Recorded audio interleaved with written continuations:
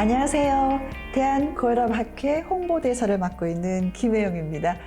작년에 이어서 올해도 이렇게 만나게 돼서 정말 반갑습니다. 혹시 5월이 고혈압 분야에 어떤 의미를 갖고 있는지 여러분들 기억하시는지 궁금합니다. 5월은 국제 MMM 캠페인에서 지정한 혈압 측정의 달입니다. MMM은요, 영어로 May Measurement Months의 줄임말이고요. 우리나라는 2019년과 2020년에 이어서 세 번째 KMMM 21을 진행하게 되었습니다. 2020년에는 젊은 고혈압이라는 주제로 증상과 예방법 그리고 생활 습관까지 다양한 이야기를 나눴었는데요. 올해 주제는 과연 무엇일까요? 올해의 주제에 대해서 함께 얘기 나눠주실 교수님 또 모시도록 하겠습니다. 카톨릭 의대 여의도 성모병원 순환기내과 조은주 교수님이십니다. 안녕하세요. 네, 안녕하십니까. 카톨릭 의대 여의도 성모병원 순환기내과 조은주입니다. 네, 올해의 주제가 여성들이 겪고 있는 고혈압에 대한 얘기입니다. 주변에도 진짜 고혈압 환자들이 좀 많이 있거든요. 예, 이에 대해서 좀 얘기 나누려고 하는데 많은 이야기 해주실 거죠? 네, 오늘은 이전부터 대한고혈압학회 홍보대사로 다양한 활동과 또 봉사를 하고 계신 김혜영님과 올해 KMMM21의 주제인 여성 고혈압을 찾아라에 대해서 얘기해보고자 나오게 되었습니다. 그동안 특별히 주목받지 않았던 내용이라 더 흥미가 있을 것 같습니다. 네, 그렇습니다. 자, 오늘의 주제는 여성 고혈압을 찾아라인데 우리나라 여성 고혈압의 빈도가 얼마나 되는지 이것부터 한번 체크하고 좀 얘기를 해볼까 봐요. 네, 2018년 국민건강보험 빅데이터와 또 국민영양조사 데이터에 따르면 20세 이상 남녀 고혈압의 빈도는 100명당 29명, 즉 29%입니다. 이 중에서 여성 인구만 봤을 때 20세 이상 여성 인구의 약 18.6% 정도로 이렇게 보면 여성보다 남성의 고혈압 빈도가 낮아 보입니다. 하지만 나이대별로 보면 중년 이후부터는 여성 고혈압의 유병률이 점점점 늘어나게 돼서 폐경기 이후에 65세 이상이 되면 남성의 유병률을 넘어가게 됩니다. 여성 고혈압 환자가 적절하게 혈압이 조절되는 이 조절률은 50% 미만으로 남성보다 낮은 것이 현재 문제입니다. 나이가 들면 혈압이 높아진다는 건 알고 있는데 남성 고혈압 환자보다도 여성 고혈압 환자가 더 많다라는 얘기를 들었어요. 그건 왜 그런지. 왜냐면 괜히 여자로 태어나서 손해보는 그런 느낌이 들거든요. 네, 맞습니다. 고혈압이 잘 발생하는 그런 사람들의 특징을 보면 체중이 비만하거나 좀 비만하거나 또 짠 음식을 좋아해서 과다한 염분 섭취를 하거나 아니면 가족 중에 고혈압 환자가 있는 경우에 고혈압이 발생하는 건 남자나 여자나 같은 위험 요소인데요. 여자의 경우에는 그거에 더해서 여성 호르몬의 작용이 변화하고 그리고 또 임신 중에 임신 합병증을 겪게 되면 더 고혈압 발생의 위험성이 높아집니다. 뿐만 아니라 여성들은 남성보다 교감신경이라고 하는 신경의 활성계가 더 다이나믹하게 활성화되는 경우가 있기 때문에 더 많은 위험 요소가 가지고 있는 와중에 폐경이 되면서 여성 호르몬의 작용이 끊어지게 되면 이제 본격적으로 고혈압이 생기게 되고 그 빈도가 남성을 넘어서게 되는 것입니다. 저는 여성으로 태어나서 장점이 굉장히 많다라고 생각을 했는데 이것은 좀 단점이 되겠네요. 그래도 관리를 잘한다면 괜찮겠죠. 그렇죠, 교수님? 네, 맞습니다. 자, 여성 고혈압을 따로 상정해서 주목하는 그 이유가 뭔지도 좀 여쭤봐야 될 것 같아요. 심혈관 질환에 의한 사망률이 남녀 공이 수위를 차지하는 사망률의 원인이 됩니다. 여성의 경우에는 심혈관 질환을 일으키는 원인 중에 고혈압이 또 가장 높은 빈도를 차지하고 있습니다. 뿐만 아니라 여성은 고혈압에 의한 심장 비대, 또 동맥이 딱딱해지는 동맥 경직도의 증가, 그리고 콩팥병, 신부전 이런 고혈압의 합병증들이 남성보다 더 잘 발생합니다. 근데 아까 제가 말씀드렸다시피 폐경기 이후에 여성 고혈압의 유병률이 확 증가하지 않습니까? 그런데 지금 점점 인구는 고령화되고 있고 고령이 될수록 여성 고혈압의 빈도가 확 늘어나게 됩니다. 데이터에 따르면 미국 같은 경우에 네. 80세 이상 초고령의 경우에 고혈압 환자의 90%가 여성이라고 합니다. 네. 그런데 고혈압 조정률은 남성보다 낮으니 이 여성이라는 고혈압 집단을 네. 따로 상정해서 할 수밖에 특별히 없는 상황이네요. 우리가 생각을 해봐야 될 시점이 지금 온 것 같습니다. 나이가 들어서 고혈압이 환자가 좀 더 많아진다라는 얘기를 하고 있는데 사실은 젊은 여성층도 따지고 보면 고혈압 환자들이 좀 있긴 있죠. 네, 있습니다. 청소년기의 여성도 고혈압이 생길 수 있습니다. 네, 그런 경우에는 특별히 10대 여성 같은 경우에는 이제 섬유균 이형성 같은 것을 꼭 의심해서 네. 그것에 의한 신동맥의 협착이 있을 때 10대 여성에서도 고혈압이 발생할 수 있고 네.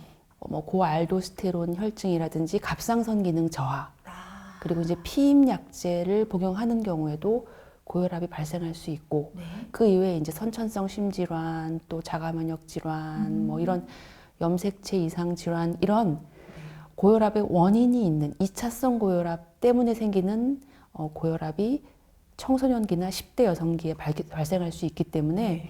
이런 연령층에서도 반드시 고혈압이 있는지 자가 진단을 꼭 해봐야 합니다. 네. 아는 분이 임신을 한 상태에서 혈압이 좀 높은데요? 그래서 임신한 상태에서 고혈압 약을 먹어야지 되는 건지 약을 먹되 안전한 그런 약을 구할 수 있는 건지 이 걱정하시는 분이 진짜 있으셨어요. 임신 자체가 또 고혈압을 일으킬 수 있는 중요한 원인이 되기도 합니다. 왜냐하면 임신, 특히 2기에 접어들게 되면 네. 몸이 붓고 그쵸. 굉장히 그 몸 안에 있는 혈액량이 많이 늘어나게 됩니다. 정상적인 이제 임산부의 같은 경우에는 이런 늘어난 혈액량을 감당하기 위해서 네. 혈관이 충분히 이완을 해주게 됩니다.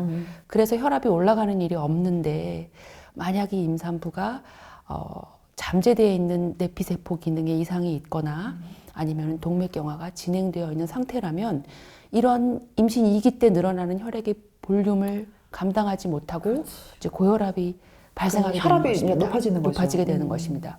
그래서 보통은 출산을 하게 되면 다시 혈압이 떨어지는 것이 보통이지만 임신하고 있는 동안에 이런 올라간 혈압이 임산부와 태아에 안 좋기 때문에 혈압을 낮춰주는 것이 굉장히 중요합니다. 네.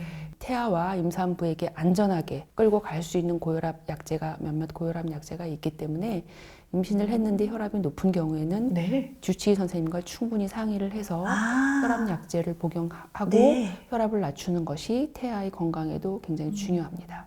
태아에 영향을 미치지 않는 안전한 약이 있다는 있습니다. 거 잊지 예. 마시고 약은 꼭 드셔야 되겠습니다. 100% 안전하진 않지만 경험상 이제 건강한 태아를 출산했던 그런 약제가 있습니다. 100% 안전하진 않습니다.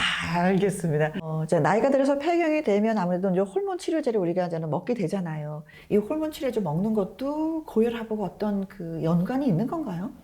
예, 연관이 있습니다. 폐경 후에 복용하는 호르몬제뿐만 아니라 네. 젊은 여성에서 피임을 위한 호르몬제도 용량의 차이만 있을 뿐이지 여성 호르몬제로 처방이 되고 있습니다. 피임을 하기 위해서 먹는 그 약도 호르몬제예요? 예, 그래요? 여성 호르몬제입니다. 여성 호르몬제는 에스트로겐과 프로제스테론이 주로 사용되고 있는데 네. 이 두 가지 약제를 혼합해서 쓰는 경우에 이제 고혈압 발생의 기전 중에 굉장히 중요한 기전이 레닌, 안지오텐신, 알도스테론이라는 어떤 일련의 이제 호르몬 카스카드를 일으켜서 결국 혈압을 높이는 활성화 단계가 있는데 그것을 깨움으로써 고혈압이 발생할 수가 있습니다. 네. 다만 이제 걱정할 필요가 없는 것이 피임 약제나 호르몬 치료를 해서 발생한 고혈압은 이 약제를 끊게 되면 다시 정상 혈압으로 돌아올 수 있습니다. 네, 알겠습니다. 근데 제 주변에 이제 고혈압 환자분이 있는데 이제 약을 이렇게 복용하게 되면은 왜 붓고 이렇게 어지럽다 막 이런 표현들을 좀 많이 하거든요. 이럴 때는 진짜 어떻게 해야지 되는 거예요? 여성 고혈압 환자들은 이제 우울증을 같이 앓고 있는 경우가 굉장히 많고 네. 또 고혈압을 치료하는 데 있어서 중요한 게 의료진과의 관계를 굉장히 중요하게 생각하는 환자들이 많이 있습니다. 네. 뿐만 아니라 고혈압 약제의 부작용도 남성 고혈압 환자들보다 더 많이 호소하게 됩니다. 그래요? 예, 붓는다고 말씀하신 경우는 우리가 칼슘 차단제라는 고혈압 약제의 부작용 중에 다리가 붓는 그런 부작용이 있는 고혈압 약제가 있는데 여성의 경우에는 이런 부작용도 굉장히 강하게 느낄 수가 있습니다. 네. 의료진과 좋은 관계를 형성하면서 작은 본인의 불편함도 주治선생님과 상의를 하시게 되면 네. 약제를 중단하는 일 없이 끝까지 잘 복용하실 수 있을 걸로 생각이 됩니다. 네, 알겠습니다. 자, 여성의 고혈압은 남성과 다른 양상을 띠는 것 같습니다. 자, 고혈압에 의한 그 합병증, 아무래도 좀 개개인이 많은 노력을 해야 될 것 같은데 어떤 노력을 해야 될까요? 여성은 전생에 걸쳐서 이제 초경과 월경주기, 네. 임신, 그에 따른 합병증, 또 출산, 또 폐경, 고령화 이런 그 여성 호르몬이 휘몰아치는 이런 다양한 과정을 겪게 됩니다. 합병증이 남성보다 훨씬 더 잘 발생합니다. 네. 그렇기 때문에 미리 고혈압을 자가 진단함으로써 심혈관 합병증이 발생하기 전에 고혈압을 빨리 치료하는 것이 굉장히 중요하고 네. 자가혈압 모니터링을 실시하는 것이 매우 효과적일 것으로 생각이 됩니다. 네. 말씀 너무 잘 들었습니다, 오늘. 2021년은 여성 고혈압을 주제로 혈압 측정의 중요성을 알리는 해로서 많은 여성분들이 자신의 혈압에 관심을 가지고 자신과 가정의 건강에 대해서 다시 한번 돌아보는 계기가 되었으면 좋겠습니다. 자, 이것으로 오늘 방송을 마치고요. 오늘 여성들의 고혈압 예방을 위해서 많이 애써주시고 얘기 나눠주신 카톨릭 의대 여의도 성모병원 수단기 내과 조은주 교수님께 감사의 말씀 전해드리겠습니다. 수고하셨어요. 네. 좋은 말씀 나눠주신 김혜영 홍보대사님께도 감사의 말씀 드리며 끝까지 시청해주신 분들께도 감사드립니다. 네, 고맙습니다. 혈압을 정기적으로 측정합시다.